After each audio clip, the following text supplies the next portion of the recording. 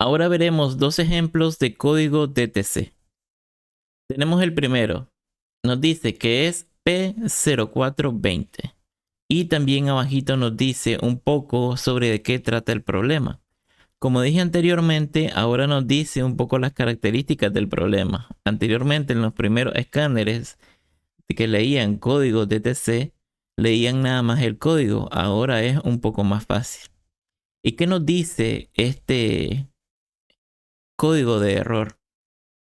Aquí tenemos la transcripción. Como no sé mucho inglés, no lo voy a pronunciar porque va a quedar feo. Pero traducido nos dice que la eficiencia del sistema del catalizador está por debajo del umbral. ¿Esto qué quiere decir? Ahora, somos mecánicos, pongámonos en el papel, ya que para esto hay que saber un poquito de mecánica y cómo funciona el vehículo. Recordemos que el catalizador es aquel que convierte aquellos gases nocivos para el medio ambiente. Entonces tenemos nosotros un sensor de oxígeno, en la mayoría de los casos, un sensor de oxígeno antes del catalizador y un sensor de oxígeno después del catalizador. Entonces, ¿qué hace? El primer sensor de oxígeno le dice a la computadora cuánto combustible aún no se ha quemado.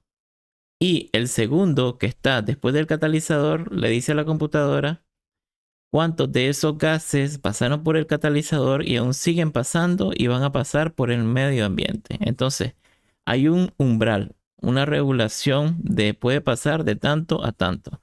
Pero si el catalizador ya no responde bien y deja pasar muchos gases contaminantes, entonces nos tira ese error. Entonces, ¿puede ser un problema con el catalizador? Sí, perfectamente. ¿Y hay que cambiarlo? Sí. O puede también ser un problema del sensor que puede que no esté marcando bien. Entonces hay que hacer ambas pruebas.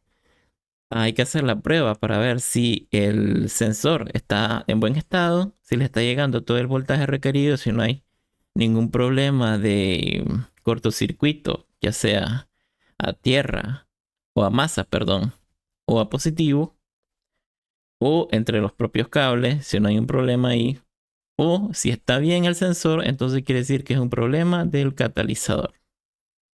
Veamos el siguiente ejemplo. El siguiente ejemplo dice que es P0128.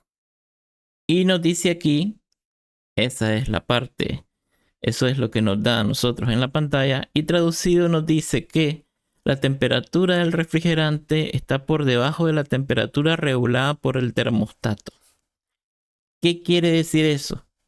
El motor, para poder comenzar a funcionar correctamente y que se pueda hermetizar el motor y que no haya fugas de ningún tipo, ni de refrigerante, ni de aceite, tiene que llegar a una temperatura óptima de funcionamiento. ¿Para qué? Para que las piezas del motor se calienten y las piezas del motor al calentarse se expanden un poco y esa expansión hace que se impermeabilice el motor. Entonces, en resumidas cuentas, nos está diciendo que el motor tarda demasiado en calentarse. ¿Qué puede ser esto? Pues esto puede ser un problema en el termostato, en la regulación del termostato. O sea que el termostato está dejando pasar el refrigerante al radiador antes de tiempo.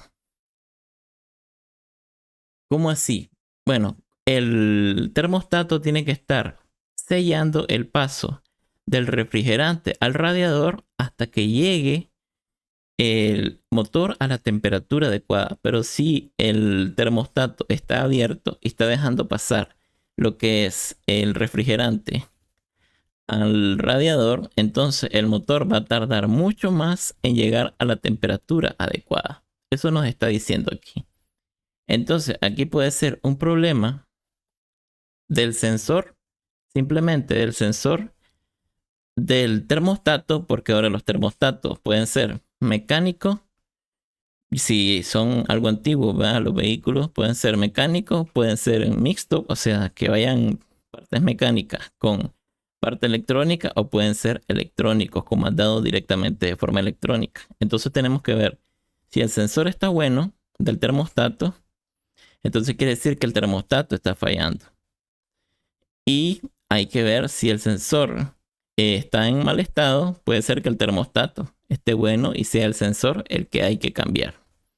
Entonces aquí tenemos nosotros dos ejemplos de cómo es que hay que interpretar lo que son los códigos de error o códigos de ETC.